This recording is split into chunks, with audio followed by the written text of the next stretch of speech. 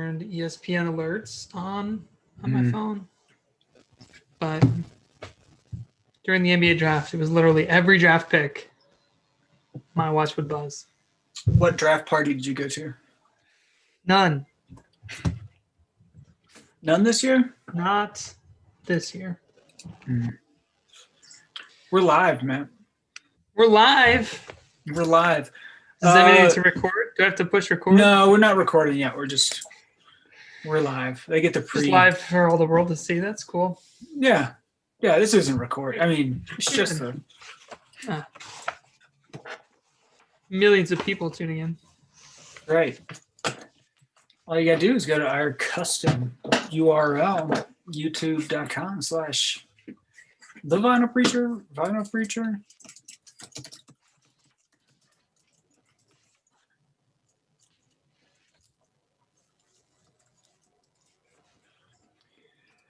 Big day for the Hornets, I think, Matt. What happened? Most hopeful about a draft pick that I've been, ever. You're not talking about the murder hornets that were captured? You're talking about... That's going to be the new nickname for the LaMelo Ball-led Charlotte Hornets. We got LaMelo Ball. You're just waiting for your team to be good enough that you can use that nickname. Correct. So they got LaMelo Ball?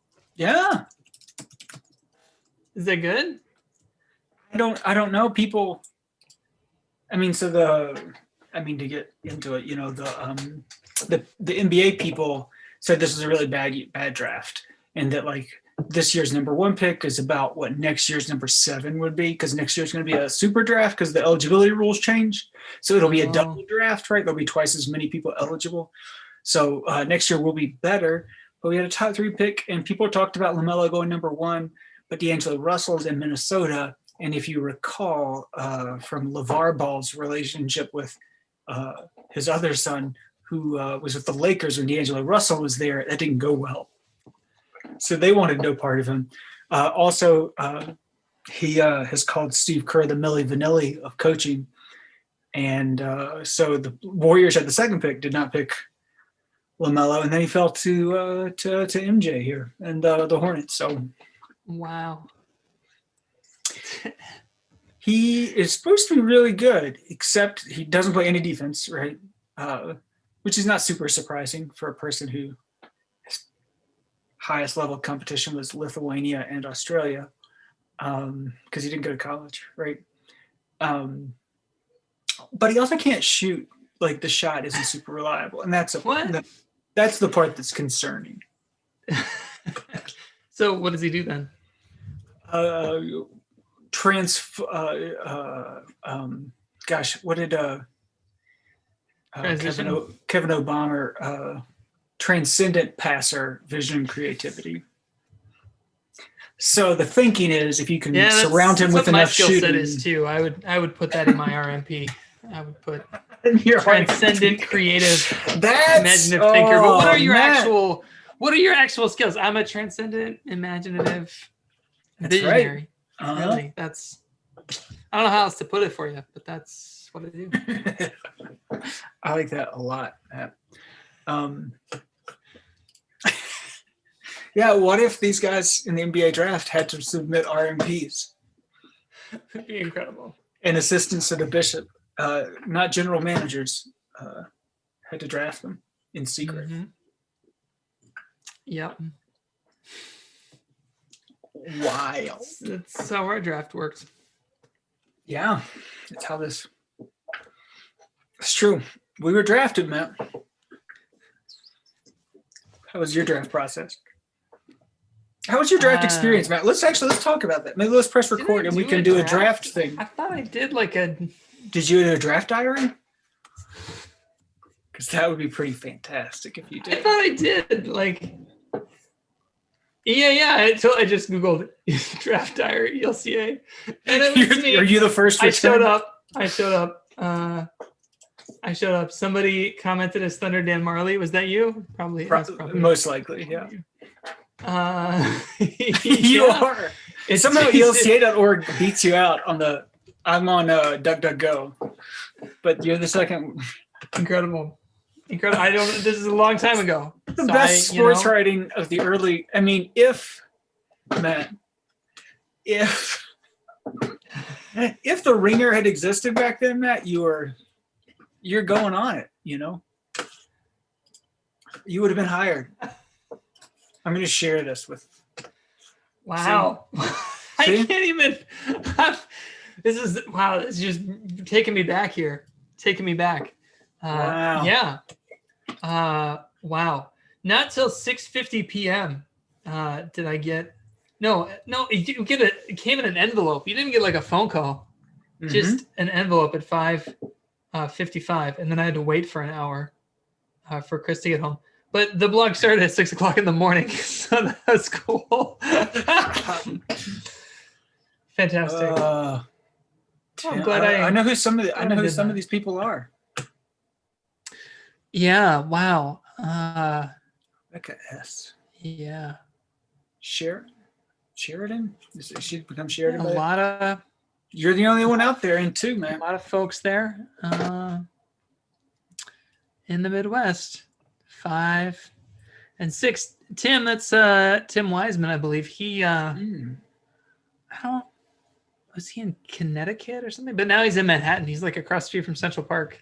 So he's at a pretty cool locale. I'm trying to and I'm still you're still out here. It's like I've been placed in the Bay Area. Was that hopeful? Not the case. I mean, you're in Region 2. Look at this. Region 2 is like you should have put it right there. I mean, it's huge. Yeah, I could have. You could have put it there. Or at this time, you were also all the way up here. I was over here somewhere. And you just decided to follow the water supply. You know, so I started doomsday prepping. Wow. Yeah. So that's what happened. How did we get down this rabbit hole? Oh yeah, NBA draft. The draft. Yeah, because Bill Simmons used to do that draft. He used to be a writer. Right. So that was the thing. He was a writer. Podcasts must be super lucrative, as we know. We have come to find out that when you can command an audience of tens of people every week, super lucrative. Pretty lucrative. Matt, so this is just YouTube stuff. We haven't started recording. For our book proposal, Matt, we just got to base it off of the book of basketball, right? Yeah. The book of preaching. Preaching. What if we wrote a book that was that pretentious? We have pyramid rankings. Yes. But it's like only people that were in our preaching class like a decade ago. So we have no idea what they're even doing now. Just we take this map. Oh my gosh. Wow. Yeah, I like this. 6:52. We make phone calls. Lots and lots of phone calls. They were not the other end of the line was like, oh, you're moving away. It was pretty. Mm-hmm. They were not great phone calls, as I recall. Oh my goodness. Matt Anderson, glorious, nicely done. He's out here in California, Victorville. That's right. Mm-hmm. He's still in Victorville, huh? Yeah. Oh. Amazing that this is still online. Nothing ever dies on the internet. Combine that. Well, you got such a great portfolio here, Matt. You got your draft diary and your I shared it with my students back when the pandemic started. Your sports writing around us attending the Tecos match during the swine flu. Yeah, I am glad that I did. As much as I had failed to do much writing in my life, I'm glad I did it that year because I still go back and consult and I go, oh yeah, I forgot that. That really happened. That was a real year of my life. You haven't done that much writing in your life. You just did a year that resulted in a 3-volume set of essays and memoir. It did. Wow. You should have got grant funding for that, man. Oh. You got lots of good stuff on Advent this year, man? Well, we're using Oh, resources from Sanctified Art, who we're still trying to reach out to. I sent a single email, and I can't believe that my single email with no follow-up has not been responded likely to. landed in the spam. Yeah, Single email in the midst of a pandemic with no follow-up. I don't know why. So So I listeners, should if you're- try again because we've got a connection. Mhm. But they have good stuff. So their theme for Advent this year is those who dream, and it comes from Psalm 126, which I believe is the psalm for maybe the third Sunday of Advent. But it starts out, because we used it last week for harvest as well, because there's all this harvest imagery at the end. But the psalm starts out, when the Lord restored the fortunes of Zion, we were like those who dream, which is so evocative. Like, what does it mean to become like someone who dreams? Just a great image there. So they're rapid they're eye following that movement. Right, exactly. Rapid eye movement. So I love it because, we're doing a little promo for them. I get a devotional, I get artwork, I get promotional materials I can use. There's a song to play. There's just all kinds of good. Oh, my Bible studies, I can use the devotional material, so it cuts down on my prep work for Bible study, which is great. It's just win-win. I mean, it sounds really good. And if a listener is listening to this podcast who would like to swoop in and have their stuff promoted in such a glowing terms, true, for a small fee, because Sanctified Art can't get back to us based on one email, this is your chance. And even better, the last two series I used from them were just, you could use them anytime. This is lectionary based, Zach. Lectionary based. So I know that you're more likely to be on board. I'm much more likely to be on board with lectionary based. Other fun thing, I'm doing it. Do we need to record? Am I just talking? We should probably start recording a podcast at some point. Let's do that. I got more on Advent. I know we should talk about. Well, a brief outline. I think we should talk about the draft and ELCA draft. I think that's a good peek behind the curtain. We probably should have had like a current draftee. Yeah, that'd be good. But hey, we'll do that. We'll ask for one and see if they. I don't know them anymore. Used to be excited. Anyway, we'll do that. And we'll talk about Advent. You got Advent stuff to talk about. I got some takes, and then we'll get into the text. Cool. All right, I got Audacity fired up, ready to go. I'm at 48,000 hertz. The audacity of a 2-volume presidential memoir. Dang. It's good. I started reading it. It's good. Did you? Unsurprisingly. You got the physical book, or are you listening to it?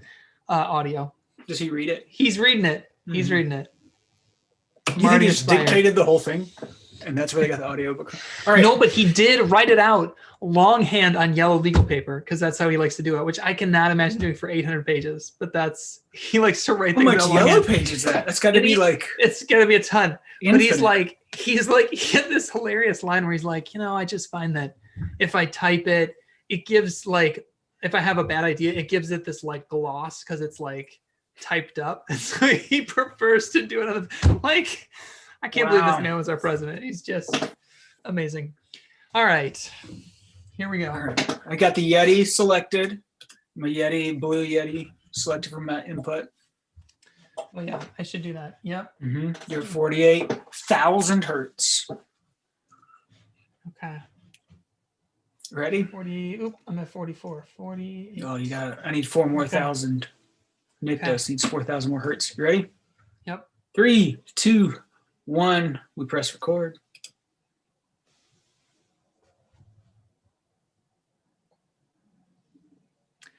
Welcome to the Vinyl Preacher, your weekly podcast where we talk about the Bible and make a playlist. I'm Matt Cadle, pastor at St. Mark's Lutheran Church in Campus Ministry, Los Angeles, California. Region 2, where I was drafted some 9 years ago. This is me. I'm Zach Paris. I'm the pastor of Lutheran Campus Ministry, University of Colorado, Boulder. And in 2010, in the spring of 2010, I put a hat right on my head that said Southwest. It was kind of ill-fitting. The bill wasn't very well broken in. They sent me in the mail, Matt, to my post office box there at Lutheran School of Theology at Chicago. They sent me a hat for all 65 synods just in case they get the good shot. But it was a Southwest California Synod hat. Dean Nelson called me immediately afterwards, that's not true, to congratulate me on being selected as a member of the Southwest California Synod. Amazing. Amazing. I would believe that you wore a Dodgers hat, though, which you still wear to this day. You became a fan. It is. I bought I have a Dodgers hat I bought it, I believe, maybe even in the airport on the way back and forth from like interviewing for the call I took at Emmanuel Lutheran Church in Bakersfield, California. Incredible. World champ. Yeah, I knew back then, 2010. 10 years from now, champs. Somebody asked me about it. I remember now, Matt. I was wearing it on the airplane on the way back, and somebody asked me about the Dodgers, like a specific question. And like, not like I need to know the answer to this, but like, how about these Dodgers, huh? Right? And it was probably something like Matt Kemp right now, and I was like, yeah. All right, bye. But what's his name? The pitcher. He was on the team. Was Kershaw still there?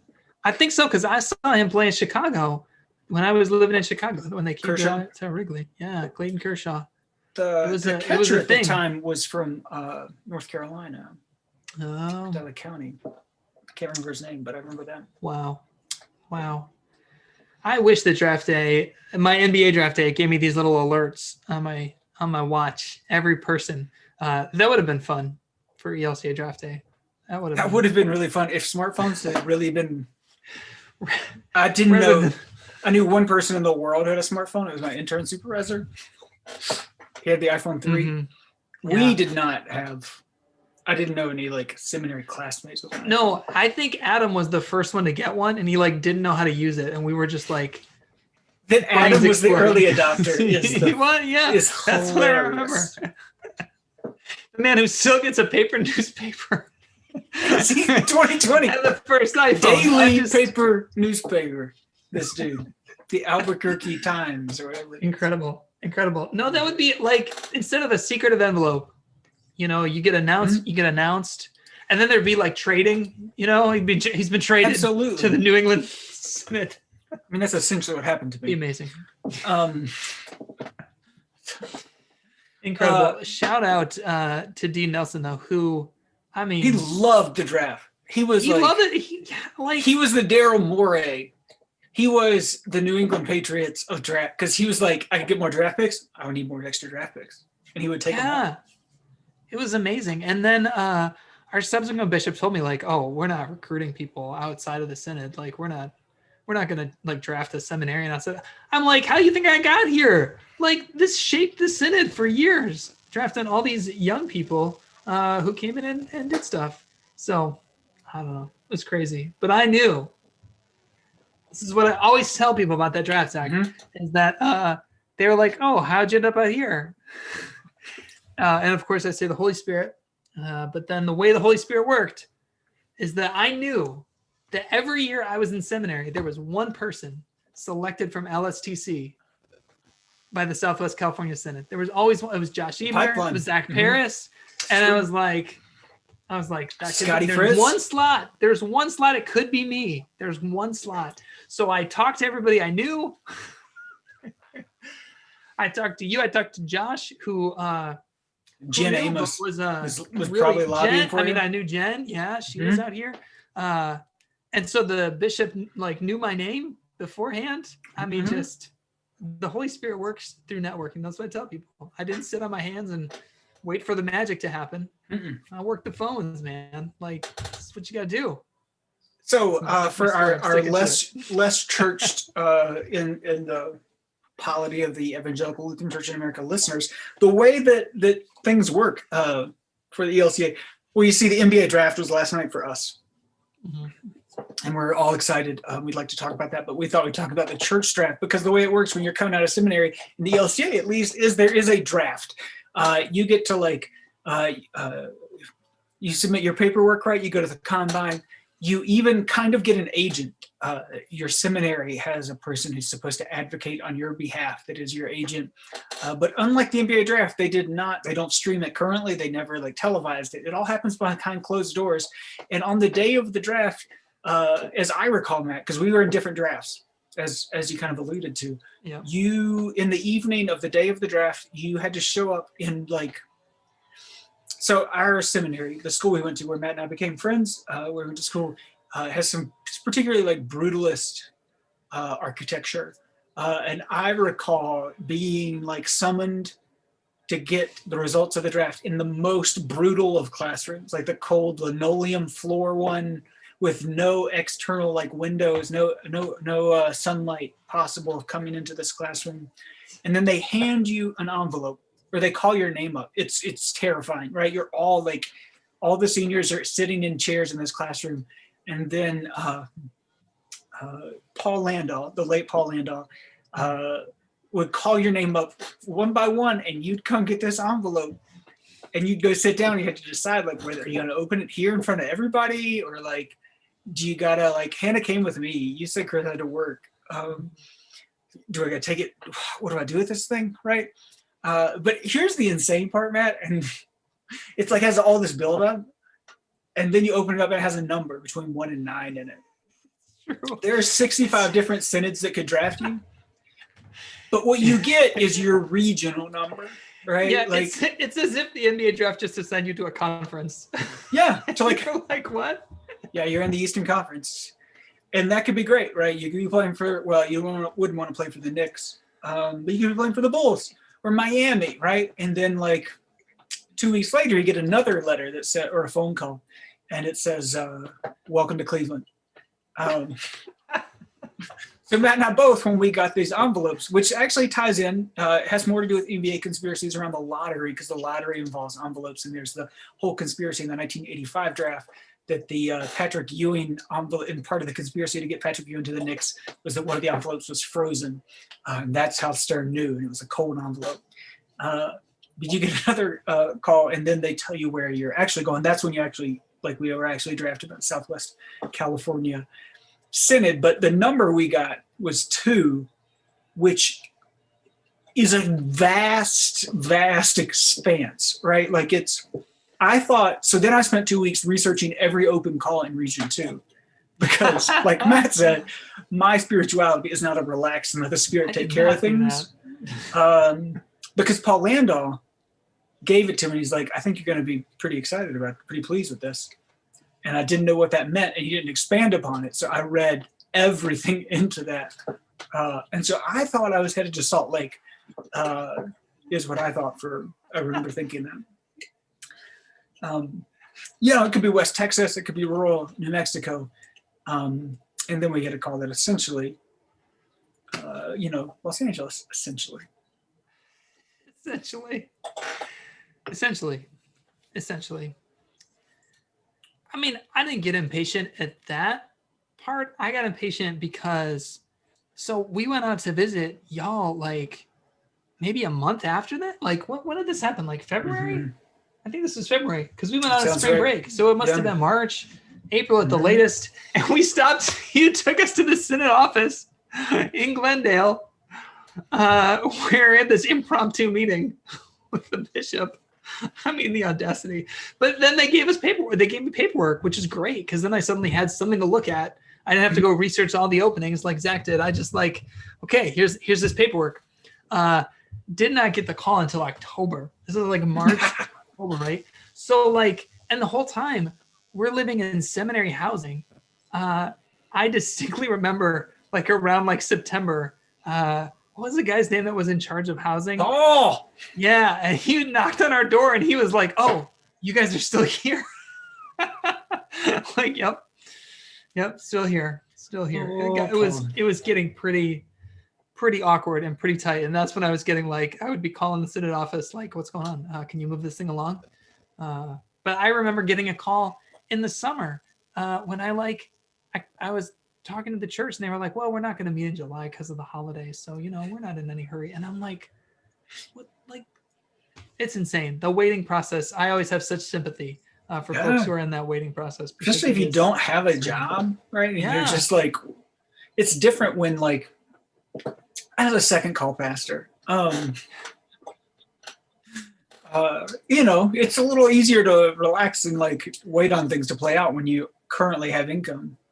It is, and I did not feel adequately prepared for that. Like maybe I was an idiot, but I do feel like part of it is like you're so dependent on the church. So like you can't go out and find something within the church. Like you have to wait for the church to call you. So it really like, I feel like the system is set up for you to get a call in a timely fashion. But if you don't, like you're just kind of strung along. Like you can't take some permanent job. The other part of this, dear listener, is so you get assigned to a synod, which is like our version of a diocese, which has one bishop over it, and you get I don't know what the process is anymore, but that's what the process was back then. Was you got assigned to one of those to a synod, and that was yours. But then you don't get like assigned to a church.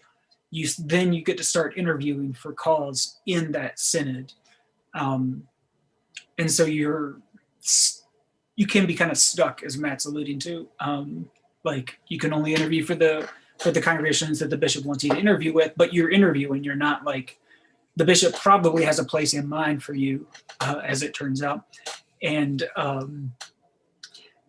but the bishop can't just stick you there. You've got to work. The process then starts with the congregation, and that can take take a while. And I'm aware that I was a married white male. Like, I can only imagine.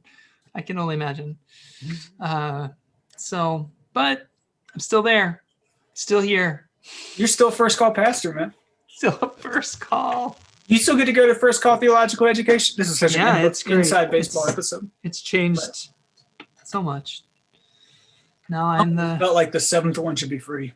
I'm the veteran. I'm like the Charles Oakley. I loved him. I'll say some real things here, right, man? Like I got mad probably at every single First Call Theological Education I went to, but that's not unusual.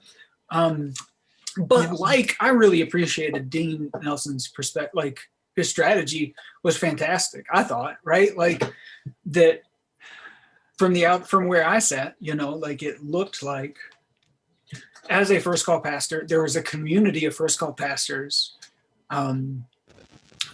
together, right, to do that work together, and that it's an injection of like new life and new breath into a synod. So I think that I wish that there, like as a person, so I went from a synod where there were a bunch of us, like Matt said, Josh Ebner, Scotty Fritz, a lot of other folks, to a place that does not do that, where I spent, I'm 10 years now to my call here in Boulder, and I spent most of that as being the youngest pastor in the synod, or at least in the bottom 5 percentile. And it can be really lonely, I think, when you're by yourself as one of the young, new people in a place. Yeah. It's really out of fashion here in our synod too. Like the current vision is to raise people up from within the communities, which in general I agree with, but there is that thing of fresh perspective. So I don't really understand the lack of a balance in that. It does seem like, I don't know, it'd be interesting to get somebody's perspective who isn't from this place, but you're talking to somebody who, that's my story. So what are you going to do? It's good that we've spent this much time talking about beginnings, since we're talking I don't get that was part of the plan, right? We're going to talk about our beginning when we're drafted, as we're talking about the beginning of the church year. Hey, that was the connection all along.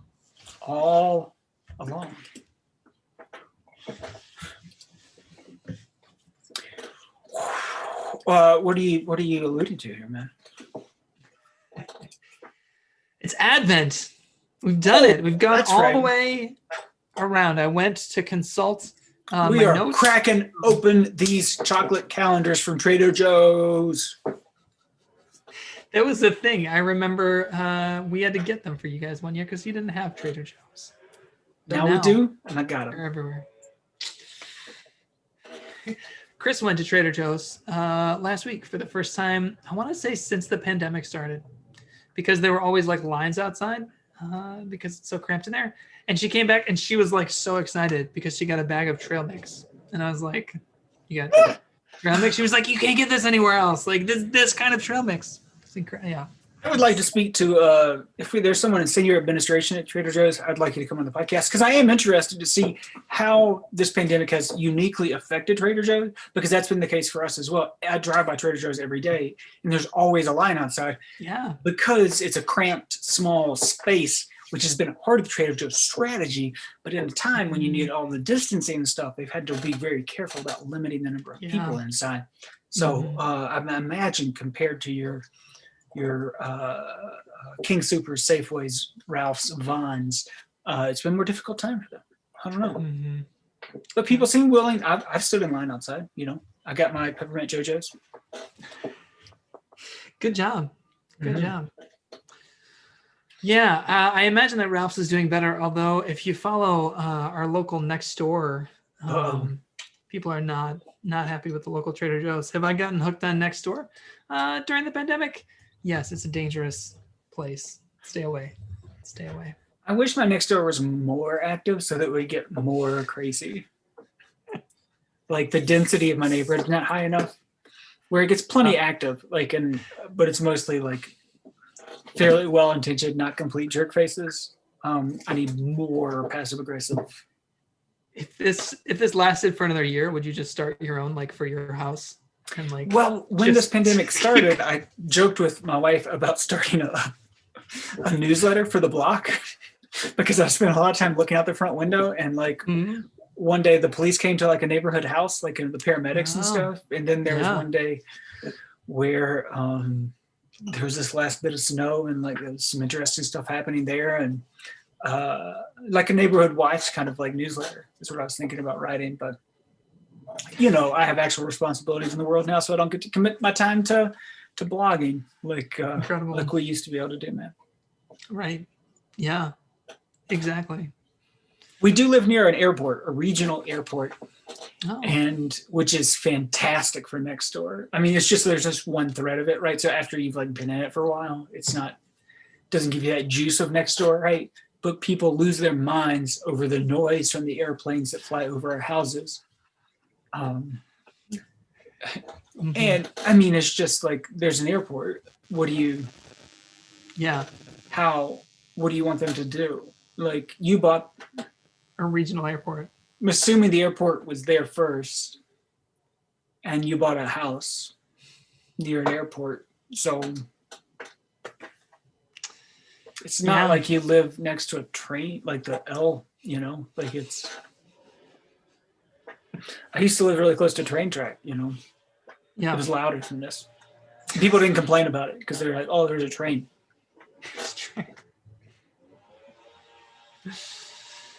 Yeah. When did you live by the train track? Niwot. We were right next to it. We're like a block from them. Yeah. It's an old train town. So, and actually you quit hearing it. I mean, it's like people in Chicago talk about living next to the L. You just... Or in LA, police helicopters. You just... Yeah. Stop hearing them. Get a birds. Mm-hmm. Yeah, there's a Bakersfield. Sure, they're super effective. Yep. California's amazing. It's Advent, Matt. That's what we were. Advent. We were heading towards Advent, and then we just careened. I'm excited. So, I started in my call. It'll be 9 years. So that's exciting. Which means I'm now one of the longest serving pastors in New City Parish. So I am organizing Advent worship for all the 8 churches. It's motivated by my own self-interest, though. I just didn't want to preach every week. So I was like, hey, what if, we're all gathering online, so the building doesn't matter. Why don't we just take turns preaching? And so I got a couple other people who are willing to do that. And now we've got two churches each week doing some online, producing some pre-recorded stuff that then we can use in a combo of Zoom and whatnot. But NCP, doing stuff together. And I guess NCP, I've yeah, been you around know the me. longest, so I got to plan it.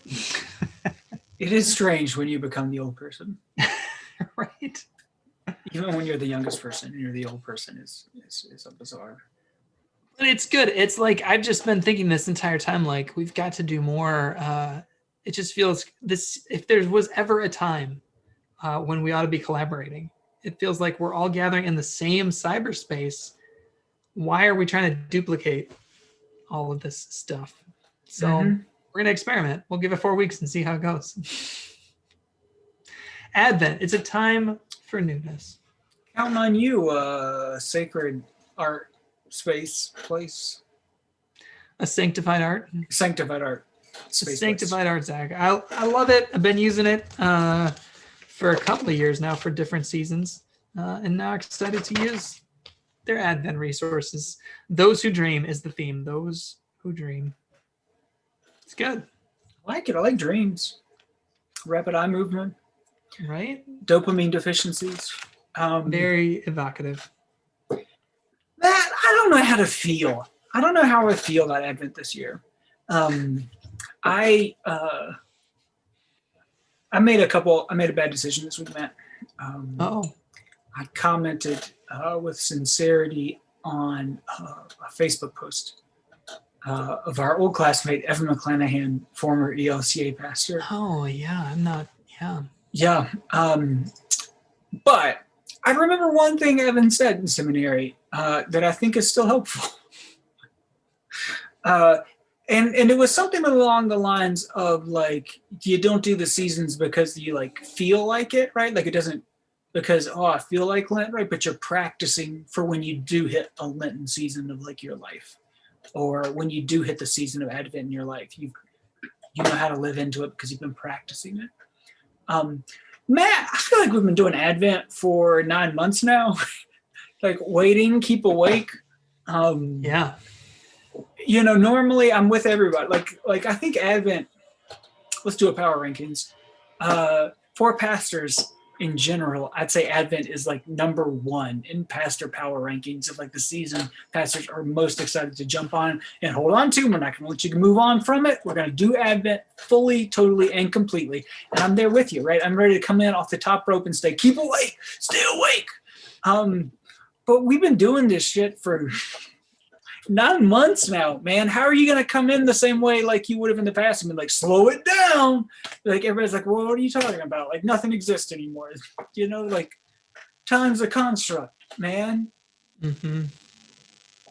And I'm not hung up on like no Christmas trees and no Dolly Parton Christmases, right? But like, how do you preach Lent when people have been living it for 9 months? Yeah. Yep. Yeah, that's why I got my colleagues to preach instead. That's good. That's good. Yeah. Yep. Yep. Because normally it feels so countercultural, right? And you hit all of these countercultural notes and you're so excited. Like, everybody's freaking out right now. What we're called to do is sit and wait. And people are like, I'm doing that. I mean, it's still, yeah. I don't know. Can you even have countercultural? Right? Is there even a monoculture at the moment? No, it feels. I mean, that's the core beliefs. Yeah. I don't even. Yeah. Everything is insane. Well, we had a Bible study last night. We actually did Advent 1 because we're going to take next week off. And the first question was, we're going to get to Matthew where there's this little apocalypse.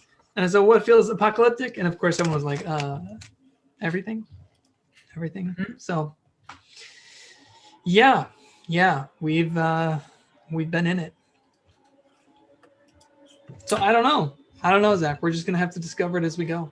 Okay. But at least we get to change the paraments of our Zoom backgrounds from green to blue. What do you do, man? This is like your liturgical chucks are irrelevant for today's. Yeah, the chucks completely irrelevant. They do not show up in the Zoom window.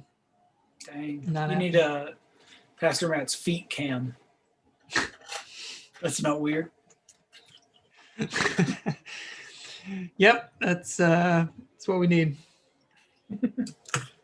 Yeah, the Chucks are staying fresh. They're going to be in mint condition. For Advent 2023. We got 2 vaccines coming down the pike. I've got faith, Matt. I've got faith. I am telling myself, Matt, you remember the first countdown we had? 8 weeks. Oh, you got to just count down these 8 weeks. I think 3 months, Matt. 3 months, things are going to start looking real good. That's what I'm sure. Get us through the end of February. March, it's going to be looking good. And next fall, January, February, I'm going to be able March, to, April, May. I just can't Going to November, Zach. We're going to November. Going to November. No, hopefully we're going to August because I need to see students again or I'm going to lose my Corona mind. till November. Come on, Wyclef. Remix it. Oof. You misspoke though, Matt. You misspoke. We're heading into Marky Mark. Yeah. That's what we should have done. Yeah. And the Funky Bunch are bringing you the Gospels. That's not true, actually.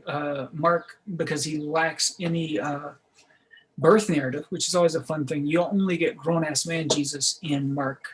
There's no baby at all. He just shows up in the wilderness to be baptized by John, which we'll find out later in Advent. But that means you get very little Mark during Advent week. So we get Mark 13 this week. We get Mark 1 next week. Then we do John 1 because we're out of source material. And then we go to, I think it's the Magnificat, Advent 4.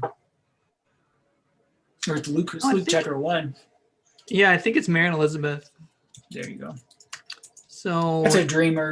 That'll tie into Sanctified Art. Yeah. Yeah. Yeah. So I know that's true. That's true. We only get a little bit of Mark. But what we get is pretty good. I mean, look, should we dive into these texts? Possibly. Or we could talk about different kinds of drafts, like the movie featuring Kevin Costner. Isaiah 64. 64, 1-9. I mean, Zach, you're like, oh, let's all slow down. That's not what these texts are about. The texts aren't telling you to slow down. The texts are pissed. The texts are sick and tired of this shit. The texts have pandemic fatigue. I mean, look at this. Isaiah 64, 1-9. Oh, that you would tear open the heavens and come down. And when you do, please bring a vaccine so that the mountains will quake at your presence, as when the fire kindles brushwood and the fire causes water to boil. Burn it down to make your name known to your adversaries so that the nations might tremble at your presence. Because these nations are not able to govern themselves. I mean, these nations ain't working out too good. Oh my God. When you did awesome deeds that we did not expect, you came down, the mountains, they quaked at your presence. From ages past, no one has heard, no ear has perceived, no eye has seen any God besides you who works for those who wait for him. You meet those who gladly do right, those who remember you in your ways, but you were angry. And we sinned. And because you hid yourself, I mean, I don't want to put this on you, God, but it's not totally our fault. You were hidden. This is a very Righteous Gemstones approach. I mean, because you hid yourself, we transgressed. Season 2 coming soon. We have all become like one who is unclean, and all our righteous deeds are like a filthy cloth. We all fade like a leaf, and our iniquities, like the wind, take us away. Sounds like a passage from Obama's book. There is no one who calls on your name or attempts to take hold of you, for you have hidden your face from us and have delivered us into the hand of our iniquity. Yet, O Lord, you are our Father. We are the clay and you are our potter. We are all the work of your hand. So do not be exceedingly angry, oh Lord. A little angry, I mean, but not exceedingly. I mean, I don't want to be present. Like, I mean, I get it. I'm a realist, okay? You're going to be pissed, right? But like, if you can just dial back a little bit, you can still be pissed. Totally get it. We deserve it. I'll make a reasonable request here. Definitely a Gemstones passage. And do not remember iniquity forever. Now consider, we are all your people. I mean, that's pretty good. It's a real good text, man. Like, it's a trumpet blast of a beginning to, incredible. I do not think, Matt, that I would be doing any Advent preaching. I do very little Advent preaching these days because folks are not Unlike you, Matt, for some reason people want to hog all the spotlight for themselves and not go on vacation during Advent. So I don't preach that much. But if I was, I think I'd lean super into this Isaiah 64 because this is like, there's so much here that you could do. I mean, you could, what I look for as a preacher to help me get going and find the directions I want to go and like find stuff to play. Like I need stuff to play with. Like, and the imagery here, there is so much of it that you could do anything you wanted to out of this. If you're looking for the good news in it, obviously I tie in that last clause. Now consider we are all your people. But they're like killer lines in here. We are the clay, you are the potter. Just great stuff here. Yeah. Yep. And I remember, I mean, that opening line, oh, that you would tear open the heavens and come down. I remember that 6 years ago. It was 2014, Advent 2014. He's so and old, Ferguson was all over the news. And I remember preaching on that text, oh, that you would tear open the heavens and come down. And I remember that line now. It's like a familiar line. I remember preaching on it that year. It just, it's not a slow down text, Zach. This is a man rip roaring text. We would build the Tower of Babel right now to tear open the heavens, right? Like, and I think there's some decent ways you can make some like comparisons to that we're funding all of these vaccines, right? To like we're paying for vaccines that we're most likely not going to use, right? Because we got to find something, right? So we're paying for the Tower of Babel, like no matter how like fruitless, like we're done, I mean, and it's appropriate and stuff, right? But like do y'all sing that? I think it was new to ELW, the He Came Down song. He came down that we may have love. Oh yeah, we love that. It's like a Caribbean tune, right? Yeah, we love that. I don't think if I were in a setting where I got to sing that song this year, Matt, I don't think I'd ever mean it as much as I mean it this year. Yeah.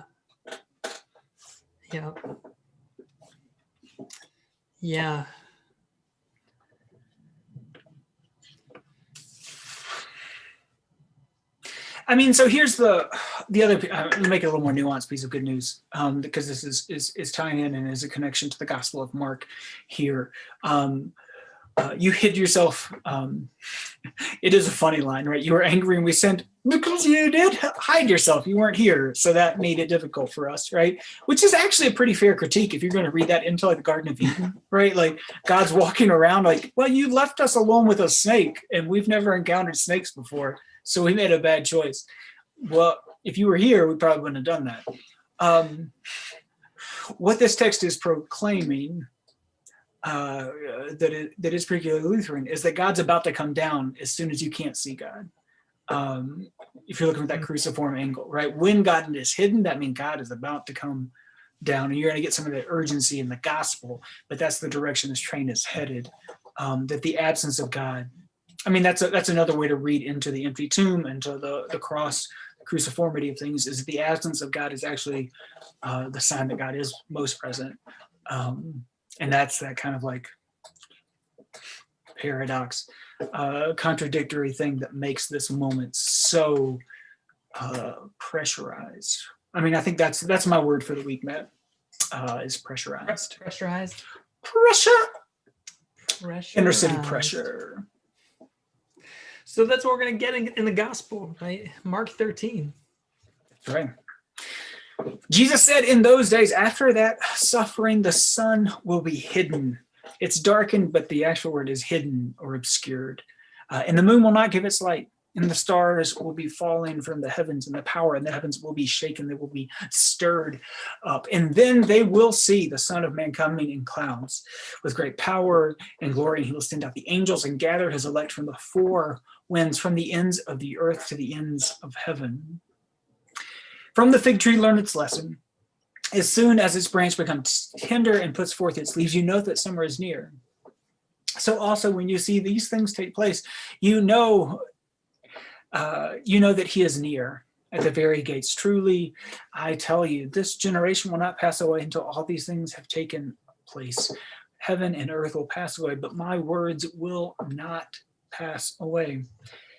But about that day or hour no one knows, neither the angels in heaven nor the Son, but only the Father. Beware, keep alert, for you do not know when the time will come. It is like a man going on a journey when he leaves home and puts a slave in charge, each with his work, and commands the doorkeeper to be on the watch. Therefore, keep awake, for you do not know when the master of the house will come, in the evening, or at midnight, or at cockcrow, or at dawn, or else he may find you asleep when he suddenly comes. And what I say to you, I say to all, keep awake. Keep awake. Stay woke. Stay woke. That phrase has aged interestingly. I've used it. I've used it on this Sunday before. Mm-hmm. I don't know that I do it this year though. Probably not. But I got one Greek note for you, Matt. In those days, after that suffering, it is the word, I've only got it in Greek here. I'm going to do it. Fliffen. Theta, lambda, iota, phi, iota. New. I don't know what the N word is. New. There we go. Fliffen. Sometimes gets translated as tribulation, but as I dug into it, it's like interior pressure, like compression. So after that pressure, after everything is tenuous, the sun will be obscured, hidden, which is the connection I'd make to the Isaiah, the moon will not give its light. And it is then when you know, when you can't see the sun, right, when the source of your life, right, and again, to put it in ancient Near Eastern context, the sun, darkness is not good, right? Like they don't have lights. They're dependent on the sun fully to not get like robbed and murdered. Only bad things happened at night back then, and that's the sign that Jesus is coming. The kingdom of God is near. Nighttime, internal pressure. Nighttime is the right time. Wow. The stars falling from heaven.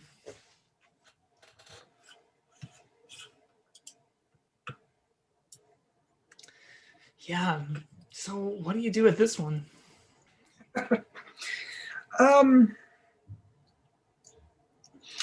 So I think what we do here, Matt, to answer the question that I set up at the beginning of the podcast, how do you preach Advent to people who've been living Advent intensely for 9 months? Is to keep saying a ridiculous promise. I think that's what you do. I think you paint the pictures that they know, you affirm that this is like, I think if you come in so hard on Advent like you normally would, it's just going to ring so hollow because people have been doing it forever. It's just not like it's going to feel so fake to me.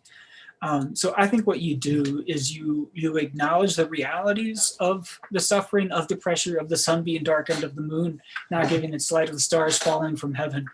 And that's what you do, Matt.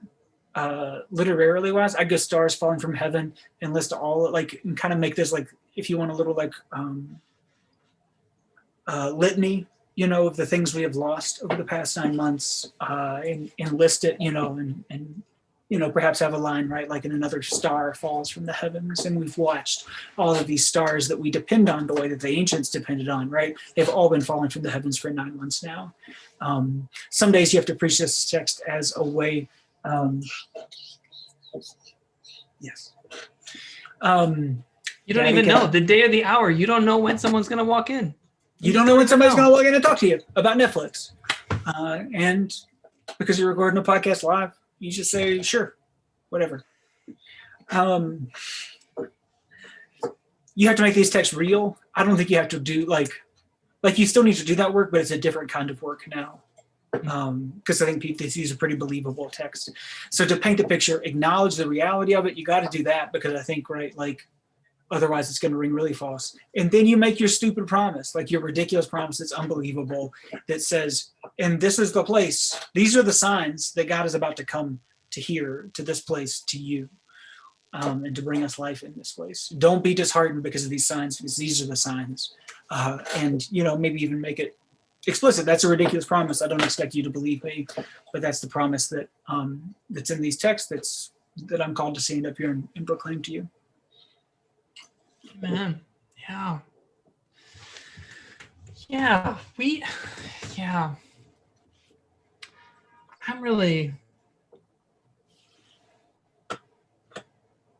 I got stuck on that. This generation will not pass away until all these things have taken place. I don't know where I'm going to take that, but I think I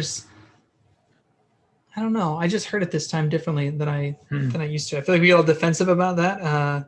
Like, but maybe it means that all things happen in every like moment, right? Like this thing that I'm talking about is a present reality at all time, right? Like it's an always true kind of thing. But what I really want to say, so we were in Bible study last night, and this theology got brought up, and I know that we don't preach this theology, but it's out there, man. It's out there.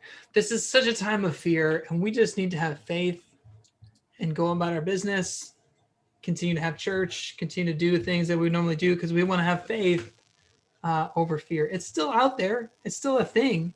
And we got to have a coherent theology to respond to it. So, what I talked about is that no, Jesus does not tell us to be afraid. Like typically the scriptures will say, do not be afraid. But Jesus does give us these other instructions, this idea of keeping awake. Isn't that what we all want to do right now? Is go to sleep, have the pandemic fatigue and stop practicing the things that we're practicing. This would be a great time for hibernation. Right? Hibernation. Or even just stick your head in the sand. It's just we've all got this fatigue. And Jesus is actually speaking about that fatigue. There is actually a note of fatigue in here. But I think it isn't just well, keep going. You just keep on. You just gotta tough it out. But it's also there's an urgency to that that continued practice, right? So making the ridiculous promise makes a demand of us too, right? It's this extraordinary gift to have this promise, and yet it makes this demand of us to keep awake, to see the things that have been revealed during this apocalypse of a year, things that have been revealed that we don't want to forget once the vaccine comes. Oh, I guess we don't have to worry about people being living paycheck to paycheck anymore. No, these are probably some things that we need to deal with that have been revealed to us. And this idea of preparation, keep alert, for you do not know when the time will come. I do feel that's been I do have this nagging feeling throughout this year that there are things I ought to be doing to prepare for the other side of this thing. There are things that I should be doing now that I'm not going to be able to do a year from now, that I'm not going to be able to do when the things open up. What are the things that I need to do now to be preparing? And I think there's something to this. I think the urgency, I think I would preach some of that urgency. I don't know how I would. Somehow you got to light a fire, but maybe you could light a fire. Maybe you could, Zach. Maybe you could light the fire and it wouldn't ring hollow. Maybe you could actually do it, or at least call on the heavens to do it, to tear open the heavens and send down fire. Matt, we've been in the office, as much as I can for the past couple months. And I'm struck by there are some parts of the church that are like a time capsule. We have a calendar, a bulletin board that has a calendar of campus ministry events and our announcements and stuff. And it's all from the first week of March right now, which is really interesting. So strange. It's so interesting and bizarre. But maybe we got to do more to live into that promise, maybe it's time to take down March and start getting ready for what's to come, and maybe it's not going to work out, that's why it's a ridiculous promise, right? But yeah, just some small, start with some small acts like that might, who knows what happens when you start to live into the promise. That's a part of the promise. That's what's a promise, right? When you start to live into ridiculous promise, sometimes ridiculous things happen. Yeah. And what is the ridiculous promise? Is it a return to normalcy? Yeah, everything will be like it used to be. That's the ridiculous promise, right? Yep, the ridiculous promise is always inherently conservative. We'll go back to the way things used to be. Oh, wow. Or there might be a new future that we're going to get birthed into. This is just like, here's a free sermon image, man. Some of these we charge for. We don't charge for this one. I want you to set your sermon to your preacher. Advent 1, just like the beginning of Luke is Talking, 1 and 2, where you're inside the uterus, about to be birthed into this new world. And that's where we are right now. You know, set the whole sermon context as the egg and the sperm are swimming around in there. There's a diaphragm. The one sperm gets around it, if you recall correctly, and that sperm becomes Bruce Willis, I believe. So that's my challenge for you. If you preach that sermon, please record it. Send me the manuscript. You will be the Vinyl Preachers. This is we have a big announcement to make this week. We are announcing the Vinyl Preacher 2020 awards. Right, Preacher of the Year is up for grabs. We decided that we're going to award the Vinyl Preacher of the Year, and we need submissions. And I guarantee that if you submit your sermon manuscript and or recording of your sermon preaching Advent, like Luke is Talking 1 or 2, you will win the first ever Vinyl Preacher of the Year. You heard it here first. Big news. Who knew, Matt? I don't think either one of us knew we were going to make such a big announcement. I didn't know. Yeah, that's pretty exciting. Can't wait. Oh, Matt, incredible. This podcast is not simply about awarding the best in preaching 80s movies. It's also the only place on the internet where people can find the intersection of theology, the Bible, liturgical seasons, and pop music. Yeah. Yeah. The only place. Definitely not on Tim Brown's blog, just here. Tim Brown may be wrong. Came to visit me in Bakersfield. Oh, yeah. Yeah. I remember that. Well, you know, it's so great. Like I used to be surprised when Advent would hit with the apocalypse instead of like, oh yeah, it's time for the minor key songs and like, oh come Emmanuel. And now I kind of like it. I'm just like, the older I get, the more I appreciate the apocalyptic beginning of Advent.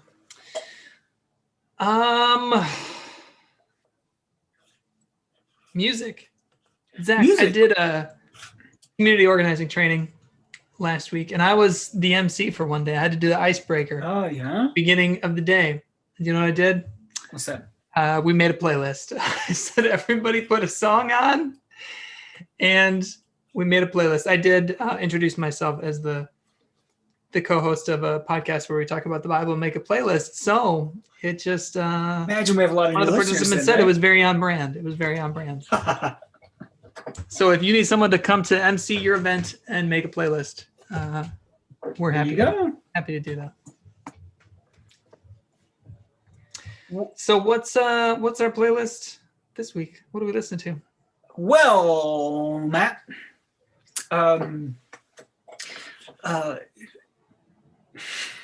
somewhat counterintuitively, the end of this gospel talks about you do not know the time or the place, but then Jesus like, here are all the signs that help you know the end of things. And Phoebe Bridgers, I'm pretty sure I've had it on the podcast before, but Phoebe Bridgers, I Know the End, is an incredible song with an incredible video, Matt. Shot just blocks from your church at the Los Angeles Coliseum in a single shot.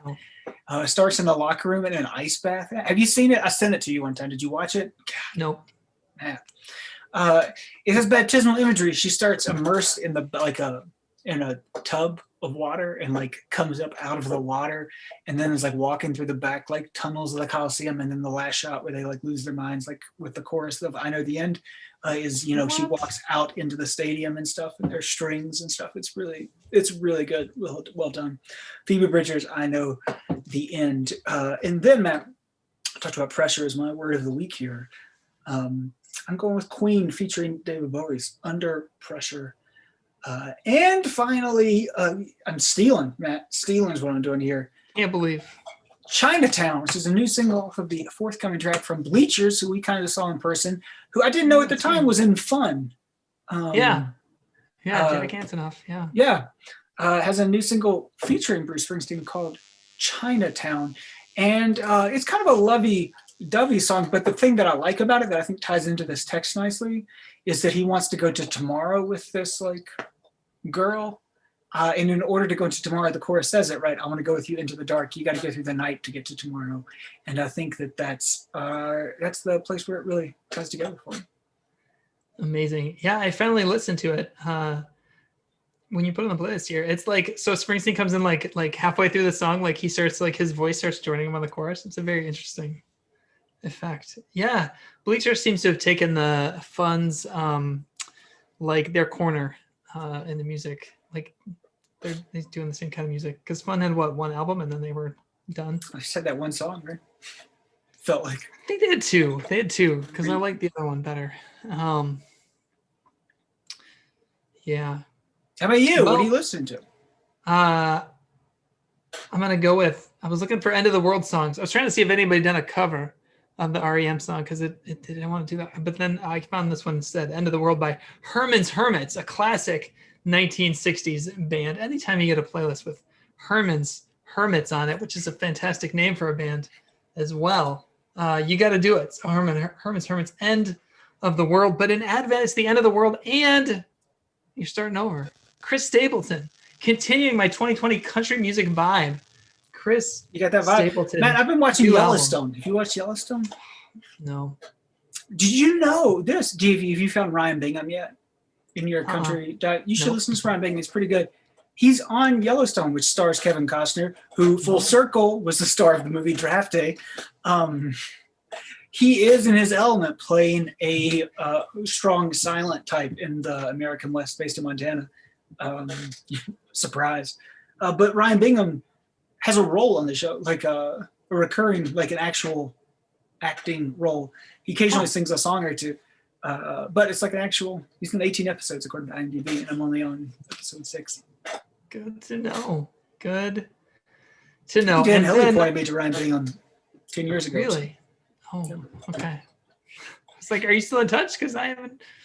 Yeah, occasionally Dan Hilly, who was also drafted in my draft, I think not your draft. One time he called me and said that there was a beer he wanted at a liquor store up in Nederland in the mountains in Boulder County. And he asked me if I'd go buy it for him. And so I did. And he sent me a LP. He paid me back and sent me an LP as Did you mail him the beer? How did he get me the tooth? I mailed it to him. I used like the wine shipping sorts of things. Wow. Incredible. Dan Hilly, we should get on the podcast at some point. You know, he spent a number of years as a concert photographer. Oh. That's how he became friends with Counting Crows and has good musical taste. Oh my goodness. Yeah, he's in back in Columbus-ish. Huh. Really? Out of Connecticut. Did not know that. This episode of LSTC Alumni News brought to you by The Final Preacher. You're welcome, dear listeners. I'm also going to throw on a song that was put on there by one of the organizers at this training, Lockdown by Anderson .Paak. I don't know if we've thrown it on the podcast before, maybe we have, but it's a very timely song. I was really hearing it. AC Dunsworth, really when we had her on the podcast, did a lot of Anderson .Paak, I believe. So hot right now. Yeah. Cool. Well, that's the playlist. I'm looking forward to expanding my vinyl playlist once vinyl record factories get up and running. And let me tell you, Zach, I ordered a new vinyl record player. 2022 is going to be great for you. Oh, player. From U-Turn Audio. They hand make these vinyl record players in Boston, Massachusetts. Boston. I did a little research. And these were highly recommended as the best record player. You know, like you could pay like $800. But if you wanted a budget option, they were like, this is a really good. It's very simple, but it's very old school, and they hand make them, and it's super cool. And I got it in bright red, so I was very. Did you get excited speakers about that. with it? No, I got to order some speakers. I'm just gonna get. So I did a little research. What are the most affordable, good desktop speakers I could get? Did you get the Orbit? I got the Orbit Orbit. Plus? I got the Orbit. Plus, just regular. Yeah, it's no, not. I don't think I got the Plus. I got the Orbit with the preamp installed. Is what Okay. Because All right. I do actually have a giant receiver that I bought with my college graduation money, and it is hidden away in a closet somewhere. Because that was What I are you was gonna not do with planning this? for the 21st century. But maybe someday I'll pull that out. But they're supposed to ship it. I don't know. The shipping Pretty times are cool slow looking, because man. of coronavirus, right? I thought it looks really cool. And then after It's I got Googled like a it, pulley. yeah, right. Like it looks. It might. I'm hoping it's not too complicated to use. But if it's just Can't complicated be that enough, maybe I'll feel cool. Like, oh yeah, like like this isn't as automatic as like the Audio Technica or whatever. But it may come at the end of the month. So I ordered a couple weeks ago, and it seems like there's some. Pretty. But they got to hand make it, so I feel better about waiting. So we'll see. External Little update belt on drive vinyl. eliminates motor noise and ensures Does it speed look cool? consistency. It looks so cool, man. I'm very close to ordering one I'll and give you an sitting it update. down inside of my console. We'll keep you updated, Vinyl Preacher heads, on Dang. how it goes. Yeah. Because all I had was one of those suitcase deals, and I'd had it for like 20 years, and it was not sounding very good. And I was like, I got to step up my game if I'm actually going to co-host the Vinyl Preacher for more than 4 years. So, Oh, wow. Anyway, I know our listeners really cared about that, but we're going to keep you updated. Custom. Um, Update on my vinyl delivery. It's shipped, Matt. Yeah. November It's shipped? 23rd is the expected delivery date. So we'll see. It was supposed to arrive on my doorstep on October 3rd. Maybe your Thanksgiving soundtrack. I'll finally have something to be thankful for. Incredible. In addition to this podcast, man. And our dear listeners. Well, I'm so thankful for them. That's how we should conclude, It's- man. What's one thing? This is Thanksgiving week. What's one thing you're thankful for, man?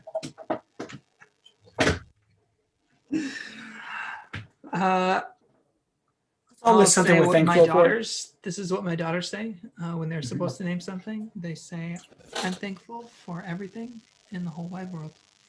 Amen. I think we can all agree with that. Say. That's what I'll We say. are thankful for everything in the whole wide world on this podcast. It's been real, Zach. It's been real. Amen. There it is. We're still live. There it is. Whew. Should I stop it this time or let it keep recording for another 15 I minutes? mean, if you have some secret messages for producer Nick. I do not. Oh, okay. All right. Thanks for joining us, live listeners. Oh, well, this should be Deuces. interesting. Yeah. Oh, yeah? Yeah. What's that? I'll give you an update off